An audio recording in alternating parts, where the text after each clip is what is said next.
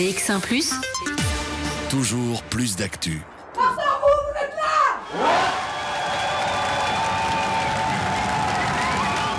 C'était vraiment génial.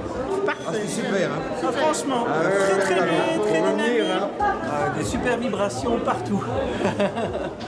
C'était vraiment génial. Enfin, moi, je suis fan de ce genre de truc. Donc, Super. Des musiciennes géniales et un message très fort pour les filles, pour les femmes. J'ai vraiment adoré. C'était tout bonnement exceptionnel. Hein. Franchement, ça dégage, ça déplace, c'est vraiment parfait. Un rythme impeccable.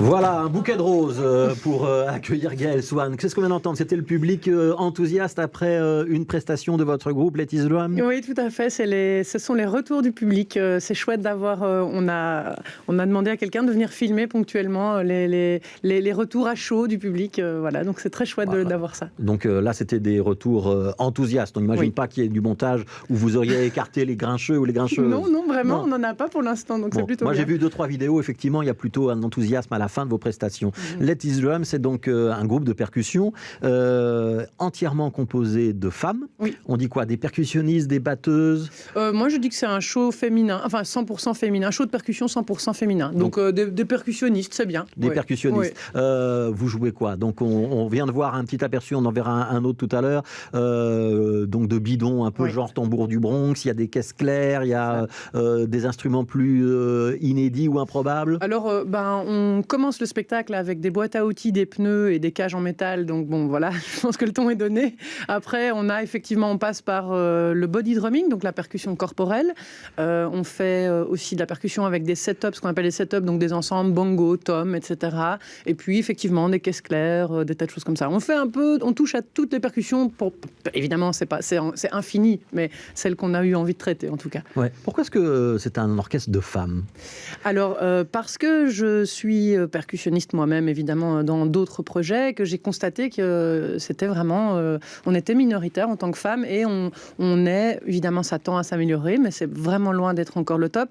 On est souvent victime, entre guillemets, de stigmatisation, un peu de stéréotypes de genre, parce que la percussion, c'est un métier d'homme, enfin, dans la tête des gens. Ouais, on imagine que le batteur, dans un groupe de rock, c'est un homme. Oui, parce qu'il tape fort, il cogne, mais faut pas croire, hein, les femmes savent cogner. Ouais. Est-ce que c'est spécifique pour les batteurs ou les percussionnistes, ou est-ce que c'est la même chose pour les bassistes, les guitaristes, les claviers? Il y a effectivement des genres attribués aux instruments, et enfin voilà, c'est un peu... Aujourd'hui, il faut décloisonner ça. Donc on aura plus facilement une grande violoniste soliste dans le classique, ça peut être une femme, une grande pianiste, ça peut être une femme, ça, il n'y a pas de problème. Un batteur, c'est plus compliqué. Ouais, les percussionnistes femmes doivent toujours rappeler...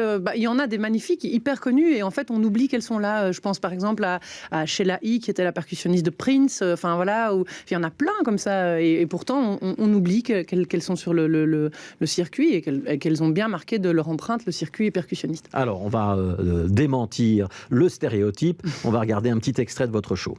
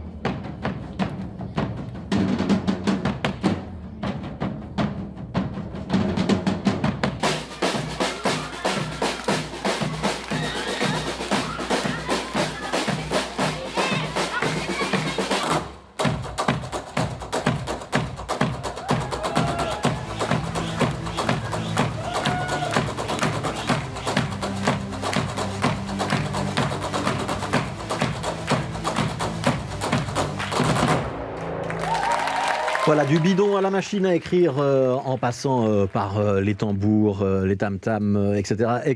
Let It Drum, si vous avez envie de les voir, ce sera vendredi et samedi. Ce sera au Centre culturel de la Vénerie à Watermal-Boisfort. Gaëlle Swan, vous étiez venu dans cette émission, c'était il y a à peu près un an. On avait déjà annoncé ce concert. Il fait partie de la très longue série des concerts qui ont été reportés, annulés. On est un an après, la date revient. ouf de soulagement? Mais énorme ouf de soulagement. En plus, moi, je suis ravie qu'on aille jouer ces 2 dates à Bruxelles parce que la Vénerie est un de nos coproducteurs. Ils nous soutiennent depuis le départ, la version bêta de ce spectacle qui a eu lieu en 2018. Donc c'est une version test, on va dire. Hein. Et donc, je suis ravie, évidemment, d'aller là, d'autant qu'on a joué un peu en province, les salles sont pleines. Ouais. Vous avez beaucoup tourné en Wallonie, mais peu à Bruxelles. Hein. C'est les 2 premières dates à Bruxelles. Ouais. Ouais. L'accueil a été bon en Wallonie? Incroyable, les gens debout, les salles pleines. Enfin, on a beaucoup de chance, je suis ravie parce que je sais que c'est compliqué de faire venir les gens au spectacle et c'est plein, donc c'est extra. Ouais. Alors, on a vu un extrait dans la vidéo.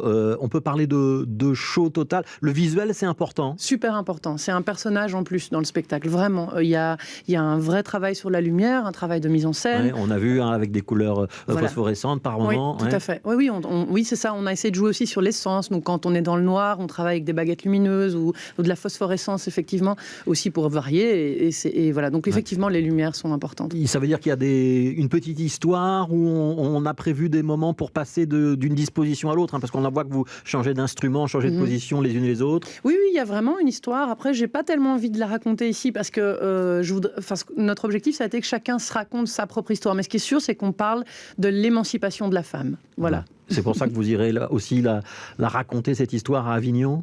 Il y a un peu de théâtre dans tout ça? Oui, on est en train de travailler en effet sur la venue. D'ailleurs, c'est la première fois que je le dis dans les médias, donc voilà, c'est cool. Pardon, non, mais c'est très bien. Secret. Non, c'était pas secret. C'est juste qu'on est en progression pour l'instant pour le Festival d'Avignon. Donc ça va se faire, en effet, et on est ravis. Voilà. Vous êtes 5 femmes, hein? C'est ça. Hein, comment est-ce que vous accueillent les spectateurs? Est-ce qu'il y a un peu, quand même, malgré tout, un petit peu de ce stéréotype dont on parlait tout à l'heure qui reste? Non, et est-ce qu'à la sortie, il y en a qui vous disent finalement, c'est mieux que ce que je pensais? On nous dit pas ça. On nous dit pas c'est mieux que ce que je pensais, mais on nous dit que ça fait du bien de voir 5 femmes faire de la percussion. Alors, en soi, c'est un peu une dualité dans ma tête parce que je suis ravie de l'entendre et à la fois ça m'énerve un peu parce que j'aurais envie qu'on n'ait plus à se dire ça. Vous voyez, c'est pour ça qu'on fait ce spectacle, c'est pour qu'on n'ait plus à se dire c'est quand même, c'est pas mal pour 5 femmes ou c'est chouette de voir 5 femmes qui font. En fait, on se dit pas ça et je pense que je l'ai déjà dit chez vous pour un groupe d'hommes, donc j'ai envie qu'on ne se le dise plus. Mais en même temps, je suis ravie de l'entendre parce que ça veut dire que ça fait du bien aux gens de voir ça et c'est vrai que c'est différent. Alors dans la vie, il y a beaucoup de choses qui peuvent donner lieu à la percussion. Petit extrait d'un film et on en parle juste après.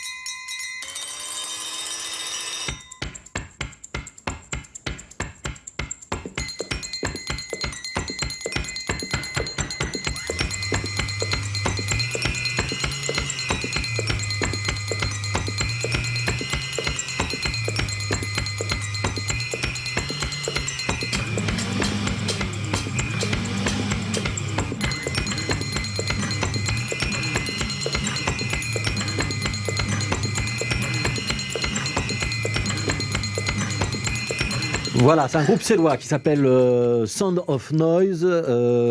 Ça veut dire qu'on peut faire de la percussion avec à peu près tout. Vous allez utiliser les croquettes pour chiens et les placards sur scène un jour? Pourquoi pas? En tout cas, c'est vrai j'ai en tête un numéro dans la cuisine qui est prêt, presque prêt, on va dire. Donc oui, on peut faire de la musique avec tout. Ici, là, maintenant, on pourrait en faire. Donc oui, c'est ça, c'est la magie. Tout à fait. Même les chaises, monter, descendre les chaises, on peut faire plein de choses. Les claviers d'ordinateur, c'est la magie des sons. Ouais. En fait. Sur scène, vous utilisez une machine à écrire. Oui. Il y a d'autres choses un petit peu inattendues?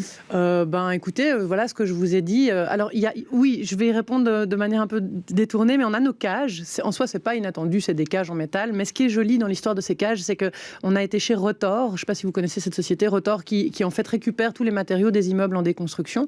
Et on a récupéré en fait des anciennes cellules de prison. Donc les grillages qu'on a dans nos cages, c'est des cellules de prison. Oui, elles avaient encore les serrures avec les numéros. Et en fait, notre magnifique décorateur Sullivan Grousset a désossé ces trucs et a refait des nouvelles cages. Et donc moi je trouve que comme symbole de liberté, c'est assez intéressant de se dire que l'émancipation de la femme passe à travers des cages, des anciennes cages de prison. Voilà, en tout cas la démonstration que en musique, la femme est évidemment l'égale de l'homme et dans tout le reste aussi d'ailleurs. Petite précision, ce projet, donc il a été un petit peu ralenti par l'épidémie de Covid-19. Est-ce qu'il va se poursuivre ? C'est-à-dire, est-ce que c'est un projet que vous montez pour une tournée, sachant que vous avez d'autres activités, vous jouez notamment dans le groupe Stella. J'imagine que les autres percussionnistes qui sont avec vous jouent également dans d'autres formations. On se réunit pour le temps d'un spectacle, le temps d'une tournée, ou c'est quelque chose qui peut durer dans le temps, se dire tiens, on pourrait, comme d'autres artistes, sortir un album, et puis peut-être un deuxième, et puis faire une première tournée, puis peut-être une deuxième. Alors, effectivement, à la base, à la création, c'était un spectacle.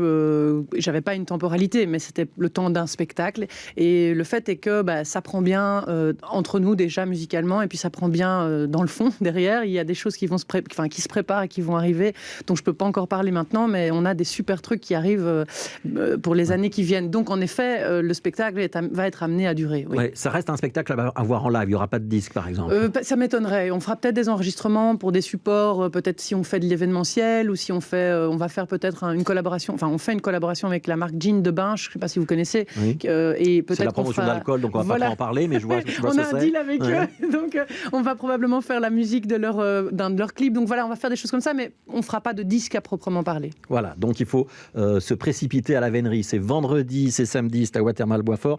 Petite précision, il y a le Covid Safety Kit, mais la Vénerie propose pour ceux qui n'ont pas la vaccination de faire un test antigénique. Il faut arriver un petit peu en avance, c'est ça l'idée ? C'est 1 heure à peu près en avance, oui. Voilà, donc à la Vénerie, test antigénique pour ceux qui n'ont pas le CST, mais qui voudraient quand même assister à ces 2 concerts, ou à l'un des 2 concerts, vendredi et samedi, de Let It Drum, avec Gaël Swan, avec 4 autres de ses camarades. Petite précision, Stella, il y aura aussi des dates à Bruxelles bientôt ? Oui, alors je vous invite à prendre vite vos places si vous voulez rire avec nous à l'Abbé le 12 décembre. Voilà, ça ce sera le 12 décembre, mais donc vendredi et samedi, c'est avec Let It Drum, et ça c'est à Watermal-Boisfort. Merci beaucoup, Gaël Swan, d'être passé dans ce studio.